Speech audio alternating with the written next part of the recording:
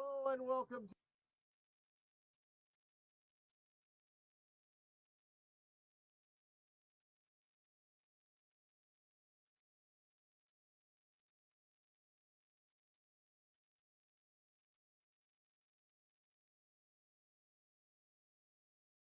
testing. One, two, three.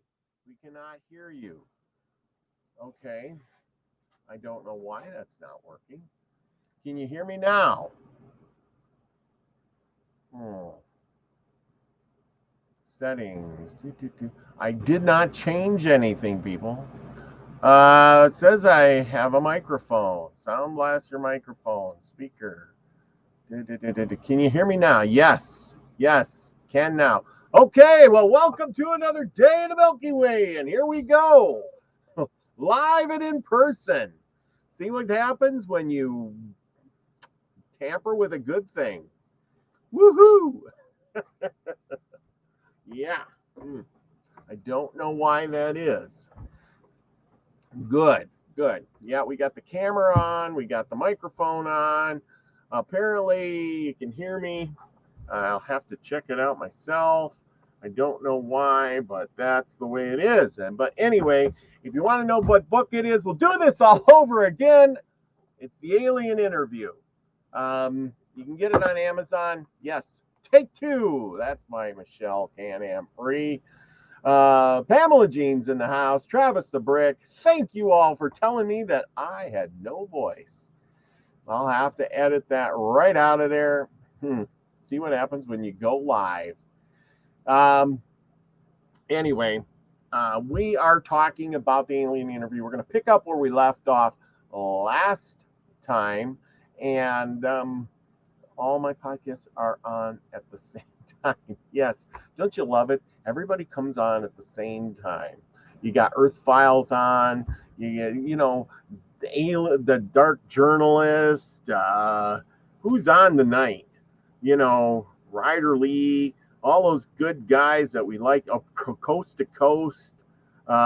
Fade to Black. Man, Earth Files with what's her name, and yeah, who watches those? Jimmy Church. Who doesn't like Jimmy Church? Yeah, he's got pretty good stuff. I like listening to him too, although usually he's got Angela T. Smith on tonight, remote viewing. And so if you want a remote view, check out Max Vision, and participate in his classes.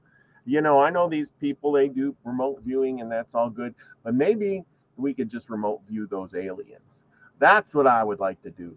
Linda Moulton Howell. Yeah, I know. Like I said, she's on the night too, with Earth Files. She's talking about how many exobiosphere organisms are stored at Wright-Patterson Air Force Base.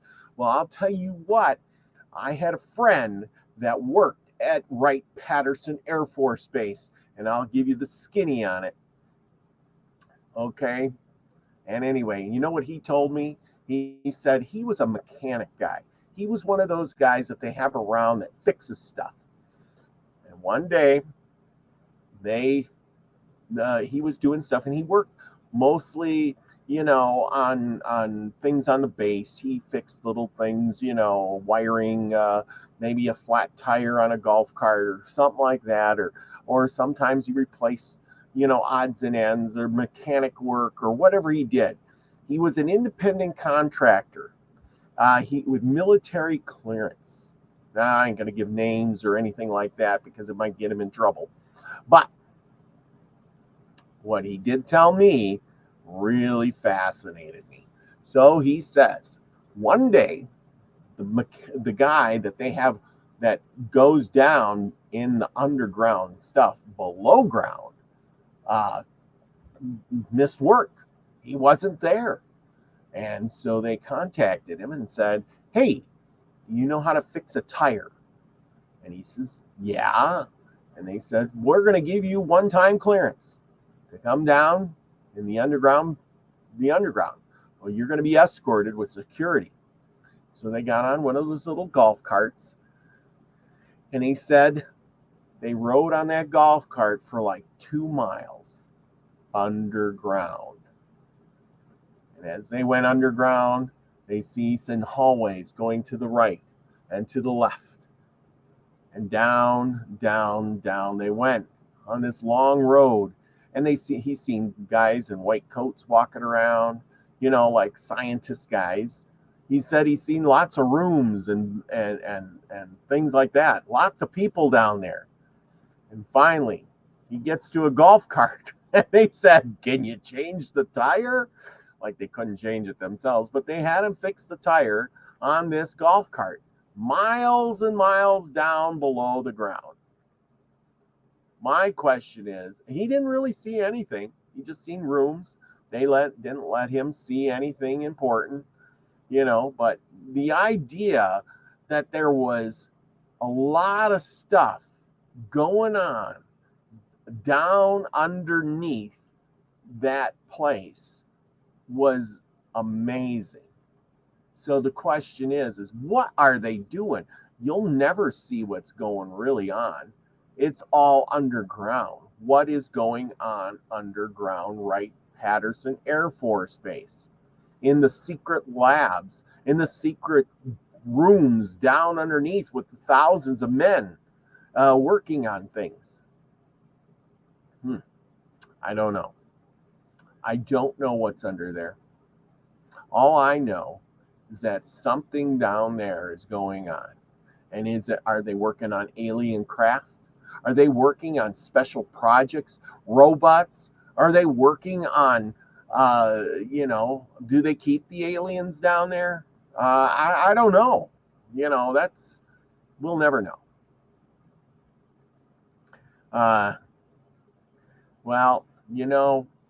Lucky says the idea no one could change a tire. Yes, no one could change a tire, and they had to call a professional to change a tire is weird to me. Yes, but you got to remember, it's like a union thing. Hey, you move the boards, you run the wheelbarrow, and you run the machinery. Now, if the boards need to get moved, you call the moving board guy. You don't do the machine. You don't get the machinery guy to move the boards. And you know how it works in the military stuff is if you're driving a truck and you're the driver of the truck and you break down, you call the mechanic. And then he fixes the truck. You don't fix the truck because you're not the mechanic. And if your truck breaks down and the mechanic comes and he don't have parts and there's another truck broke down, you can't it's against the rules to take the parts off of that truck and put them onto your truck. It's just not the way it works there. You have to get new parts. Sounds kind of backwards to me, but that's the way it works. Yeah. Pamela Jean, I agree. We should know what's going on. Here's the problem. If they would have kept us knowing what was going on from the get-go, then we would be okay. But they hid it for too long. And now, if they brought it out now, we would never trust the government again. I mean, we already don't trust the government. Or do you really trust the government? Who here trusts the government? I want to see a show of hands. Do you really trust the government? Or do you question everything they do? Are you a conspiracy scientist, theorist? Who are you? Are you one of the above? Or do you comply? Do you comply? Like my computer, even change the valve, it's only 2 clamps. Only facilities can change the valve. Yes, see? Unless it's like my company, even if I know how to change a valve, it's only 2 clamps. Only facilities can change a valve. Yes, that's exactly how it works in those companies. You may know how to do it, and it may be really simple, but you have to call the right appropriate guy to do it. Pamela Jean, our government sucks. Yeah, I agree. Well, let's get on with the read, even though my sound, I have no idea why it's not working. Or why it wasn't working. I tried the sound and I plugged it in and it was working before, and it should work. It worked the other day, and it sounds better when it's on the big microphone. But let me try it again. Settings. I'm going to try it one more time. Default speakers, sound blaster, communication, digital input sound, microphone sound blaster. There's so many to choose from. I don't know. Testing 1, 2, 3 is. I wonder if that. Oh, that. Let's try that one. Testing 1, 2, 3. Okay. Does that microphone sound better? Can you still hear me? Let me know. Okay. I think I still have. Audio. It's saying I got audio on my testing 1, 2, 3. Yeah, it says I got audio. Good. Yes. Okay. Let's get on with the read. 1, 2, 3. Present. Yes. I worked for the government Oh yeah. Okay. I worked for the government pre-2000. I know people who still work for the government. They said it's worse. So no, I do not trust the government. Oh yeah. I agree. See, that's the thing. It gets worse every year. What if you sounds good? Okay, thank you. You sound perfect. Okay, thank you. Scotty Boy is in the house. Scotty Boy, I'm so happy you showed up because everybody here is wearing pants. I was wondering where you were. It's okay. It's okay. I got pants on. I got sweatpants on right now. I am taking it easy. I have sweatpants. Sounds good. Thank you, boots on the ground. Yes. Sounds great. It's the guy in the picture. Yes, that's me. Anyway, okay, on with the show. We're gonna finish up I gotta get going on this book. Now remember, I'm gonna be on with Nina on Sunday, and we're gonna do Horns of the Goddess. We're gonna be talking about some druid stuff. And I've been trying real hard to research druids. And it turns out that druids are really hard to research. So if you know anything about druids, point me in the right direction, because I've been listening to Spotify shows and looking stuff up, and they just want to talk about magic and cults and Celtic crap and things like that. Anyway, well, Scotty, I tell you what, I may have pants on, but I have a face for radio and a voice for silent pictures. Anyway, and so I got to get back on track here. Share screen. That's what I'm saying. I was thinking of not coming on tonight, but here I am. And I says, I got to do this. I can't let everybody, just sulk this. Druids like to dance naked in the woods.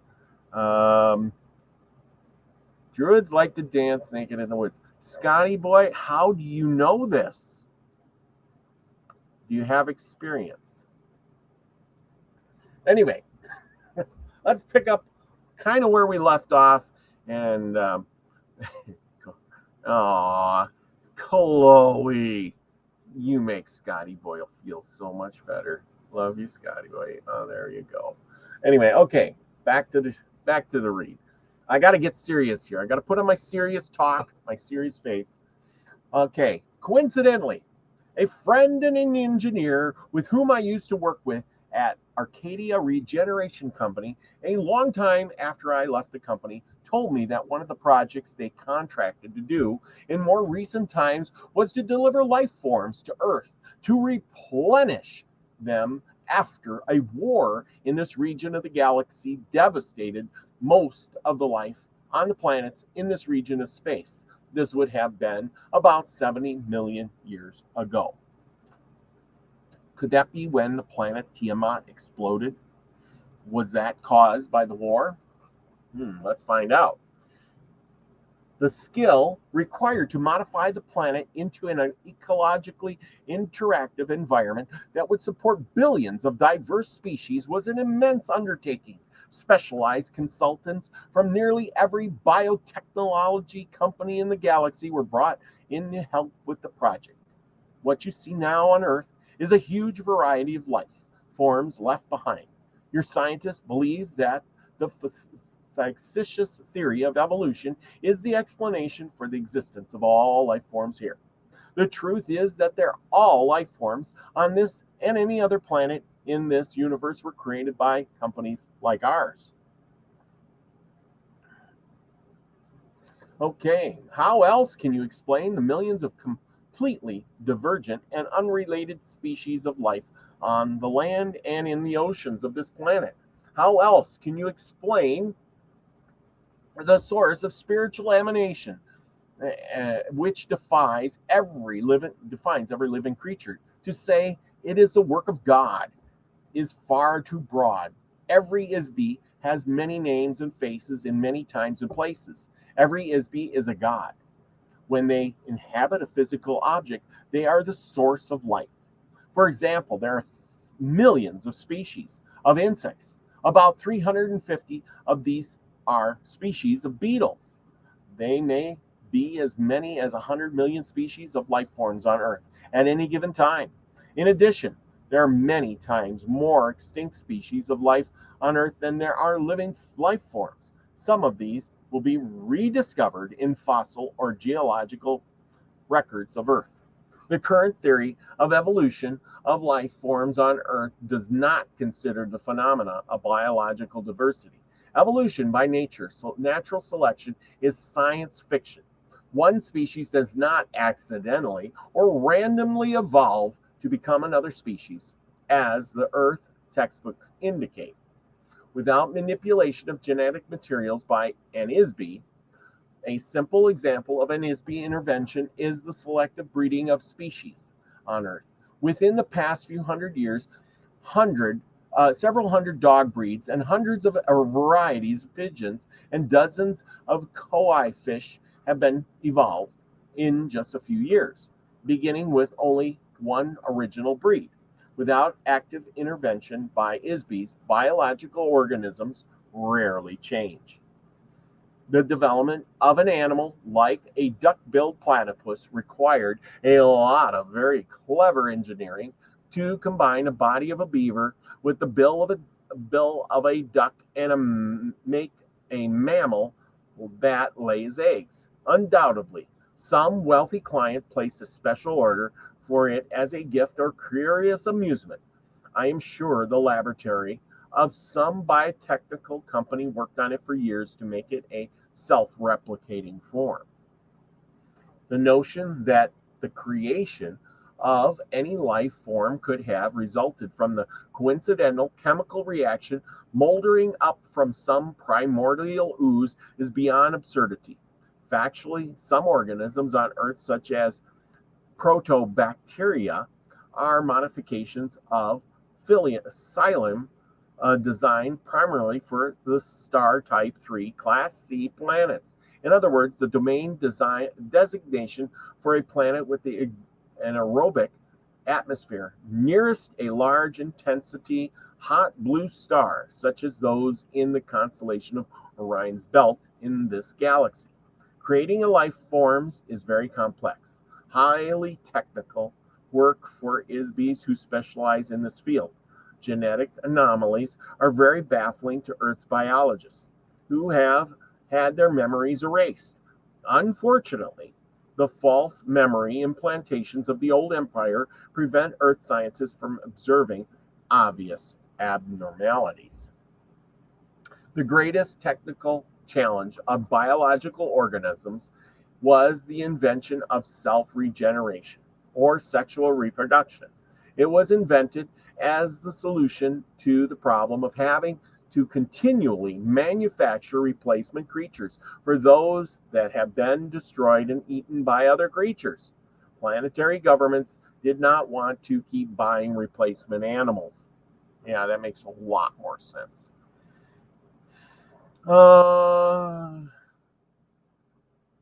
Susie Q.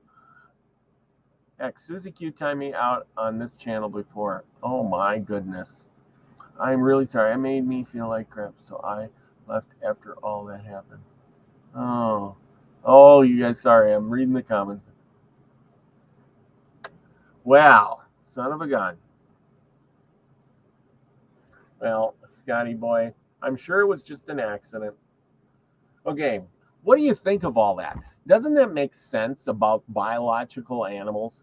It makes sense that somebody designed all these things because scientists who dig up animals and fossils and stuff can only find a very small variety of how animals developed and where did they all come from. Hundreds of millions of species. We didn't all crawl out of the primordial ooze and say our relatives are fish and protoplasm. That's kind of ridiculous. I mean, really. Hey, Max Vision, thank you for coming tonight. I know this is an interesting subject to everybody.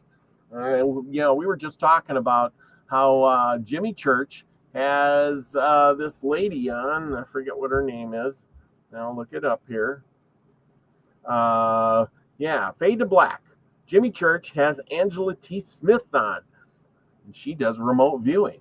And I said, why listen to Angela T. Smith when you can just go over to Max Vision's channel, check it out, and participate in the class and learn it for yourself? That's what I say. Anyway, okay, we're going to get back on this and then we're going to discuss it. Now, if any of you want to come on and join in this, let's see, how do I do that? Oh, hang on, I got to do this. Anyway, but let's see. I gotta flip a few screens here. We got to get back at things. But if any of you want to come and discuss, you have a thing you want to discuss, and you want to get into this, yes, human means monster. That's for sure.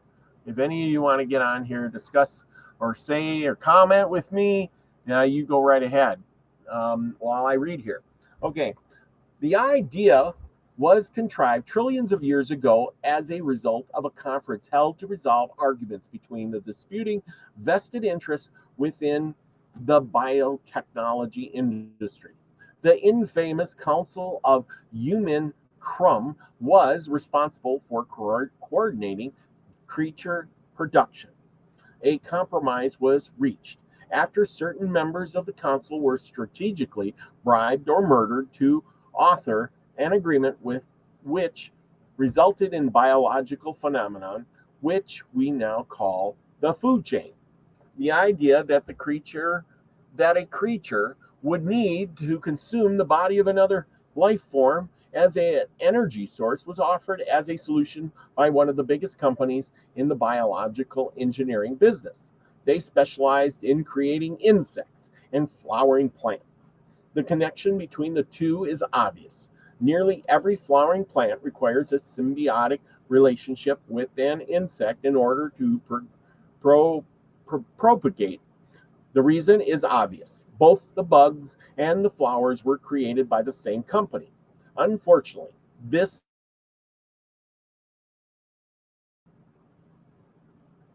created parasites and bacteria.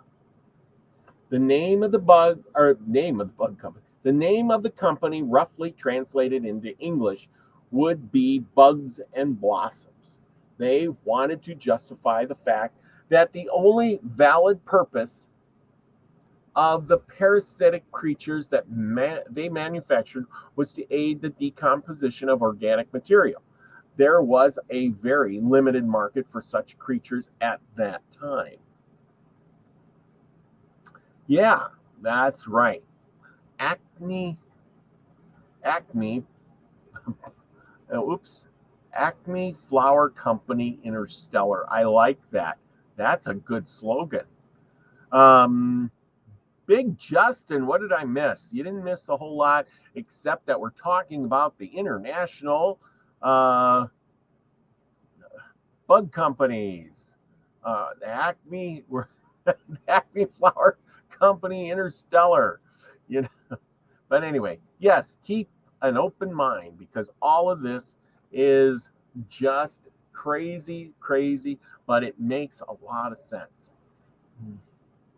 They make okay. Anyway, in order to expand their business, they hired a big public. This sounds like big corporations, just like they have today in our own world, only in miniaturized form, not interstellar.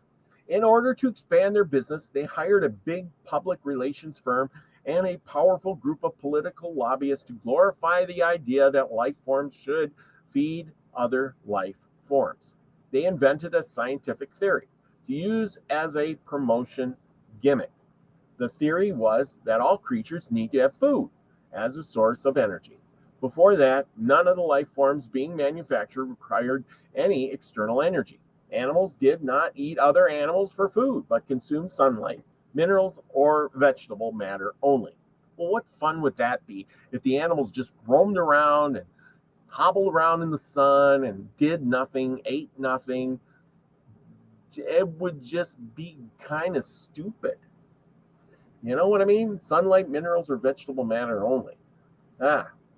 Of course, big bugs and blossoms went into the business of designing and manufacturing carnivores. Before long, so many animals were being eaten as food that the problem of replenishing them became very difficult. As a solution, Bugs and Blossoms proposed, with the help of some strategically placed bribes in the high places, that other companies begin using sexual reproduction as the basis for replenishing life forms. Bugs and Blossoms was the first company to develop blueprints for sexual reproduction, of course. And of course you'd do this if you had millions or trillions of years on your hands to do it with. As expected, the patent licenses for biological engineering process required to implant stimulus response mating, cellular division, and pre-programmed growth patterns for self-regenerating animals were owned by Bugs and Blossoms too. Though the next few million years, laws were passed that required that these programs be purchased by the other biological technologically companies. These were required to be imprinted into cellular design of all existing life forms. It became a very expensive undertaking for other biotechnologically companies to make such an awkward and impractical idea work. B.J. McKay and his best friend Bear. Yes, I remember B.J. McKay. He drove that big red and white semi truck. He used to sing that, and he had that monkey. Yeah, I bet you he was some kind of weird biological form too. Anyway, this led to the downfall in the entire industry. Ultimately, the food and sex idea completely ruined the biotechnology industry, including Bugs and Blossoms. The entire industry faded away as the market for manufactured life forms disappeared. Consequently, when a species became extinct, there is no way to replace them because the technology of creating new life forms has been lost. Obviously, none of this technology was ever known to Earth and probably never will be. So once the thing goes extinct, you are done. There are still computer files on some planets far from here which record the procedures for biological engineering. Possibly the laboratories and computers still exist somewhere. However, there is no one around doing anything with them. Therefore, you can understand why it is so important for the domain to protect the dwindling number of creatures left on Earth. The core concept behind sexual reproduction technology was the invention of electronic interaction called cylindrical stimulus response generators. This is an programmed genetic mechanism which causes a seemingly spontaneous reoccurring impulse to reproduce. The same technique was later adapted and applies to biological flesh bodies, including Homo sapien. Another important mechanism used in the reproductive process, especially with Homo sapien type bodies, is the implantation of a chemical electrical trigger mechanism in the body. The trigger, which attracts ISBs to inhabit a human body or any kind of flesh body, is the use of an artificially imprinted electronic wave which uses anesthetic pain to attract the ISB. Wow. Aesthetic pain. Now that just blows my mind. Every trap in the universe, including those used to capture ISBs who remain free, is baited with an static electronic wave. Wow, it sounds like they're talking about us like we're flies and we're flying into that blue light. And I dropped dead. Anyway, the sensations caused by static wavelength are more attracted to an ISB than any other sensation. When the electronic waves of pain and beauty are combined together, this causes the ISB to get stuck in the body. Wow. So there's your trick. To get out of the body, you gotta reject the pain and electronic wave, pain and beauty. You got to get rid of the pain and beauty, and then you can get out of the bug zapper. Okay. Anyway, the reproductive trigger used for lesser life forms such as a cattle and other mammals is triggered by chemicals emitted from their scent glands, combined with reproductive chemical electrical impulses stimulated by testosterone and estrogen. Wow, I sound like a doctor, don't I?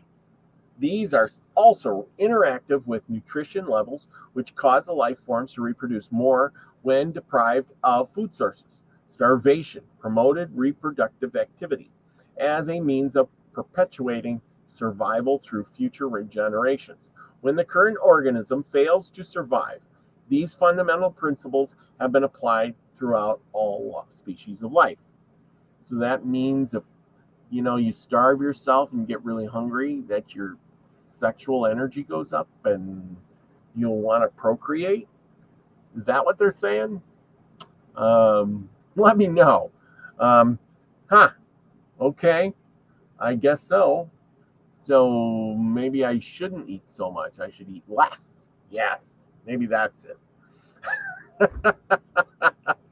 But anyhow, okay.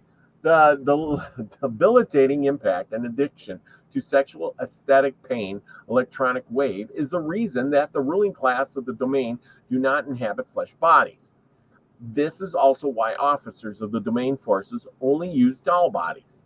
This wave has proven to be the most effective trapping device ever created in the history of the universe, as far as I know. The civilizations of the domain and the old empire both depend on this device to recruit and maintain a workforce of ISBs who inhabit flesh bodies on planets and installations. These ISBs are the working classes, beings who do all of the slavish, manual, undesirable work on planets. They're talking about you and me, people. They're talking about you and me. We are the working classes, being who do all the slavish, manual, and undesirable work on the planets. Somebody recruited us and made us inhabit these flesh bodies. Yeah, that's what I'm saying. As I mentioned, there is highly regimented and fixed hierarchy or class system for all ISBs throughout the old empire and the domain as follows. The highest class are free ISBs. Wow. See, even if you get out of these bodies, you're just going to be in another class. No matter where you go, it's still the pyramid scheme. And you are not on top. Okay, the highest classes are free ISBs. That is, they are not restricted to use of any type of body and may come and go at will, providing that they do not destroy or interfere with the social, economic, or political structure. Below this class are many strata or limited ISBs who may or may not use a body from time to time. Limitations are imposed on each ISB regarding range of power, ability, mobility, and they can exercise. Both these are the doll body classes to which I belong. Nearly all space officers and crew members of spacecraft are required to travel through intergalactic space. Therefore, they are each equipped with a body manufactured from lightweight, durable materials. Various body types have been designed to facilitate specialized functions. Some bodies have accessories such as interchangeable tools or apparatuses for activities such as maintenance, mining, chemical management, navigation, and so forth. There are many graduations of this body type, which also serve as an insignia of rank.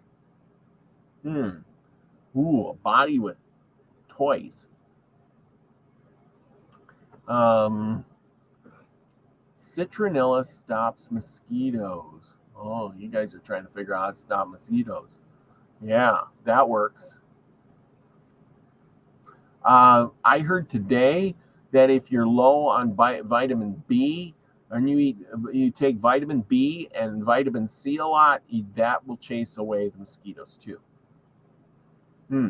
Plus, it'll make you healthy. Much for mosquitoes, but I agree. We got a lot of flies here in North Dakota. Not so many mosquitoes. But anyway, below are the soldier classes. Soldiers are equipped with myriad of weapons and specialized arrangements designed to detect, combat, overwhelm any imaginable foe. Some soldiers are issued mechanical bodies. Most soldiers are merely remote control robots with no class designation. The lower classes are limited to flesh bodies. Wow, flesh bodies are like the lowest class? Of course, it is not possible for these to travel through space for obvious reasons. Fundamentally, flesh bodies are far too fragile to endure the stress or gravity, temperatures extremes, radiation exposure, atmospheric chemicals, and the vacuum of space. There are also the obvious logistic inconveniences of food, deflection, sleep, atmospheric elements, and air pressure required by flesh bodies that doll bodies do not require. Most flesh bodies will suffocate in only a few minutes without a specific combination of atmospheric chemicals. Wow. So flesh bodies are like the lowest class. And there is Veronica. Veronica Bartonoli. Yeah, thank you for coming. I'm glad to see you. I hope you're doing well. I really would, like I said, yeah, I did send you this, didn't I? And you said that this was right spot on. I like it. Okay, after 2 or 3 days, the bacteria which live internally and externally on the body cause severe odors to be emitted. Odors of any kind are not acceptable in a space vessel. Yeah, I guess that if you were in a space vessel, passing gas is just not acceptable.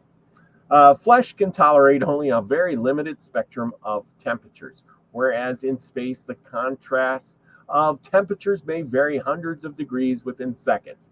Of course, flesh bodies are utterly useless for military duty.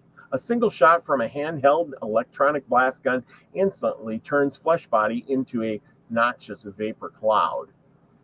This is quite the thing. So if you're in space, you probably, yeah, you wouldn't want a flesh body. I mean, especially think about it. If you have a spacecraft and you're going to space, and I'm going to address this one to Elon Musk. If you're going to space and you want to get there, put it that way, you don't want to have a spacecraft loaded down with heating functions or cooling functions. Think of it. If you had to put a heater and an air conditioner, that's just more weight in the spacecraft. You get rid of the heater and the air conditioner. You get rid of the lead lining that protects you from the radiation And then you go with this doll body that isn't affected by anything. And there you go. Veronica, oh, some spacesuits are made to not need the, yeah. Some spacesuits are made to not need the bathroom. Well, what do you do if you don't need the bathroom? If you got a meat suit body, I mean, what do you do? Stop eating? I guess then you would. But, I don't know. Anyway, Isbees who inhabit flesh bodies have lost much of their native ability and power. Although it is theoretically possible to regain or rehabilitate these abilities, no practical means has been discovered or authorized by the domain. Even though spacecraft of the domain travel trillions of light years in a single day, the time required to traverse the space between galaxies is significant, not to mention the length of time to complete just one set of mission orders, which may require thousands of years. Biological flesh bodies live for only a very short time, only 60 to 150 years at most, whereas doll bodies can be reused and repaired almost indefinitely. The first development of biological bodies began in this universe about 74 trillion years ago. It rapidly became a fad for Isbees to create and inhabit various types of bodies for an assortment of nefarious reasons. I can't nefarious reasons, especially for amusement. This is to experience various physical sensations variously through the body. Since that time, there has been a continuing de-evolution in the relationship of Isbees to bodies. As Isbees continue to play around with these bodies, certain tricks were introduced to cause Isbees to get trapped inside a body, so they were unable to leave again. Yeah. The suit makes instant fertilizer. Oh boy, I like this one. The suit makes instant fertilizer and plant foods grow out of. That is good. Delaney Pearl Jones is in the house. Now I know you're just joking. My AC is working overtime. Oh, we had a cold here. The last few days has been like 65, 70. I think today it must have got up to 75. So we're getting all the cool weather here and shipping the hot weather over to you guys. Oh, remorse about having injured this fragile body. The next time they encountered a body, they began to be careful with them. In so doing, the Isbee would withdraw or minimize their own power so as not to injure the body. A very long and treacherous history of this kind of trickery, combined with the similar misadventures, eventually resulted in a large number of Isbees becoming permanently trapped in bodies. Of course, this became a profitable enterprise for some Isbees who took advantage of this situation to make slaves of others. Wow, it's always slaves. What is up with the slaves, people? Why are we always going with the slaves?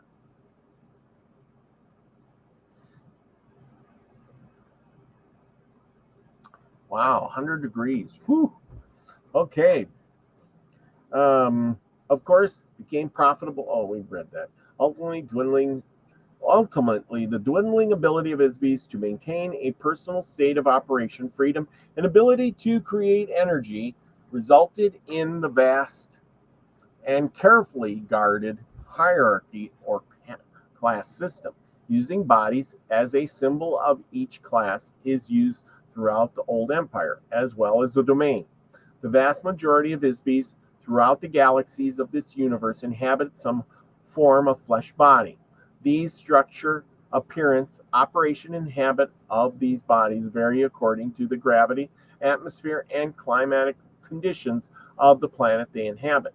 Body types are predetermined largely by the type and size of the star around which the planet revolves, the distance from the star, and geological as well as atmospheric components of the planet.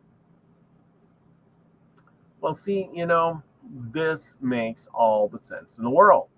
Slaves are self reproducing. Yeah, see? Yeah. What better slave that there is where your slave is reproducing over and over and over again. I always say that there's somebody in control of this planet, and it ain't you and me. Okay, the average star. Oh, yeah. Okay. On the average, these stars and planets fall into gradients of classification, which are fairly standard throughout the universe. For example, Earth is identified roughly as a Sun Type 12 Class 7 planet. Sounds like Star Trek, doesn't it? Type M planet, Type X planet. That's a demon planet. I just watched that one on Star Trek. But anyway, this is a heavy gravity, nitrogen oxygen atmosphere planet with biological life forms in proximity to a single yellow medium size low radiation sun or type 12 star. The proper designation are difficult to translate accurately due to the extreme limitations of astronomical nomenclature in the English language. There are as many varieties of life forms as there are grains of sand on the beach. You can imagine how many different creatures and types of bodies have been manufactured by the millions of companies such as Bugs and Blossoms for all of the myriad planetary systems during the course of 74 trillion years. Yeah, after 74 trillion years, that's a lot. Chloe, you live paycheck to paycheck. I'm so sorry. I'm currently active. Yes. The slave mentality is provided by MK Ultra, like the brainwashing of churches. Yes. Oh, yes. So well said. See, just like the the slave mentality is provided by MK Ultra, like the brainwashing of churches and politics, etc. Yeah. Uh, you know, this is crazy. Sure. Yeah, exactly. Well, I'll tell you, there's a lot going on out there. Okay. Matilda O'Donnell, personal note. When Ariel finished telling me the story, there was a long, silent pause while I muddled through all this in my mind. Had Ariel been reading science fiction books and fantasy stories during the night? Why would she tell me something so incredibly far fetched? If there had not been a 40-inch tall alien with gray skin and 3 fingers on each hand and foot sitting directly across from me, I would not have believed a single word of it. In retrospect, over 60 years since Ariel gave me this information, Earth doctors have begun to develop some of the biological engineering technology that Ariel told me about right here on Earth.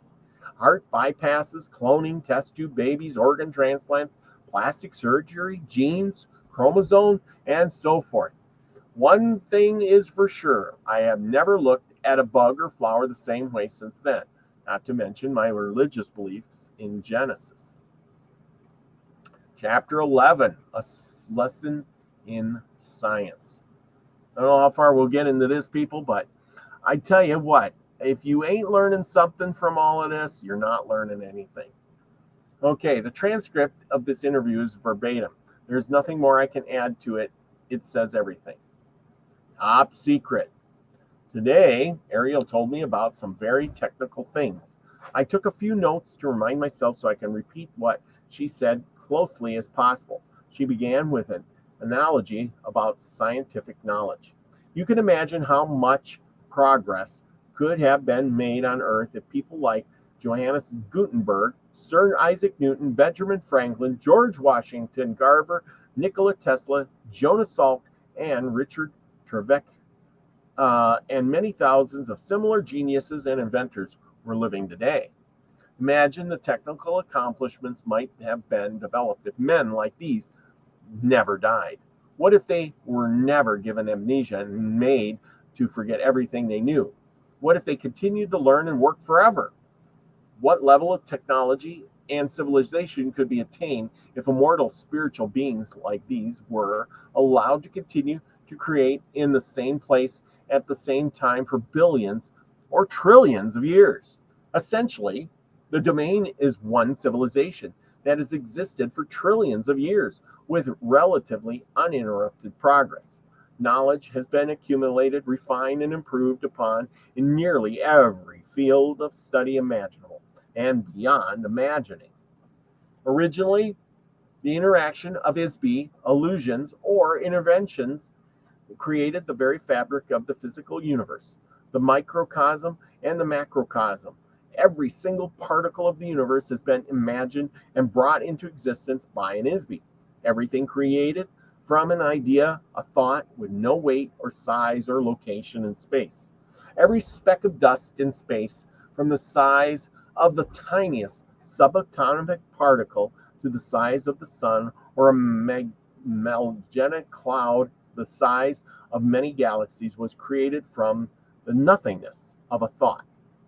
Even the tiniest individual cells were contrived and coordinated to enable a microbial entity to sense and navigate through infinitesimally small spaces. These also came from an idea thought up by an ISB. You and every ISB on Earth have participated in the creation of this. People, you better listen to this. This is very important. Okay. You and every ISB on Earth have participated in creation of the universe. Even though you are now confined to this fragile body made of flesh, you live for only 65 short rotations of your planet around the star. You have been given overwhelming electric shock treatments to wipe out your memory. You must learn everything all over again each lifetime. In spite of all these circumstances, you are who you are and will always be. And deep down, you will still know that you are and what you know. You are still the essence of you, even if you don't wear pants. And you only wear boots. Or maybe you from paycheck to paycheck. Right, Scotty boy and Chloe? Anyway, sorry, picking at you. Hey, how else can one understand the child prodigy? An ISB who plays concertos on a piano at 3 years of age without formal training. Impossible if they did not simply remember what they have already learned from thousands of lives spent in front of a keyboard in times untold or on planets far away. They may not know how they know, they just know. Humankind has developed more technology in the past 100 years than in the previous 2,000 years. Why? Why is that? That is such a true statement. I mean, think about it. In the last 200 years, we went from walking to riding the horse to fancy wagons to trains, buses, planes, space rockets, and going up and beyond, right? And how did we get there? The answer is simple. The influence of the old empire over the mind and over the affairs of mankind has been diminished by the domain. A renaissance of invention on Earth began in 1250 AD with the destruction of the old empire space fleet in our solar system. During the next 500 years, Earth may have the potential to regain autonomy and independence, but only to the degree that humankind can apply and concentrate genius of the ISBs on Earth to solve the amnesia problem. Oh, yeah. I also serves. Yeah. Maybe Veronica, you can give us a little update on this. Is humankind winning? That's what I want to know. Are we gaining back this amnesia problem? Are we really becoming are we winning here, or we're still under their tyranny? That's what I want to know. Or are we winning? Put it that way. That's a simple question. Are we winning?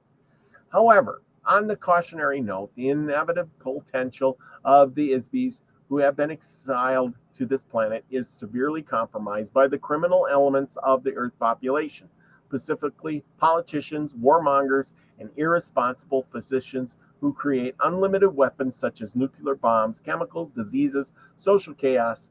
These have the potential to extinguish all life forms on Earth forever.